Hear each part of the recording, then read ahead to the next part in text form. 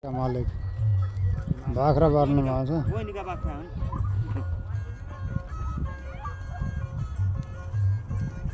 अर्का बाख्रा चाहिँ पर छन् बाख्राका मालिक चाहिँ।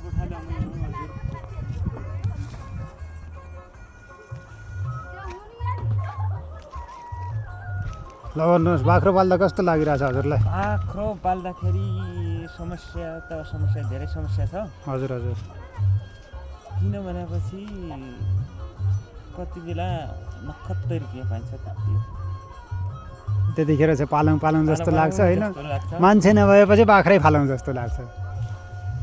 त्यही त हो समस्या हजुरको गाउँघरको, त्यही त गर्नै पर्ने हुन्छ। हजुर हजुर। सबभन्दा ठुलो परिसरमा हो। हजुर। परिसरमा नगऱ्यो भने मलाई कुनै ठाउँमा पनि खानु छैन। त्यही भएर कडा परिसरमा गऱ्यो भने त्यसको मेहनतको फल पनि छ। फल पाउँछ। कुराकानीका लागि हजुरलाई धन्यवाद। हजुर।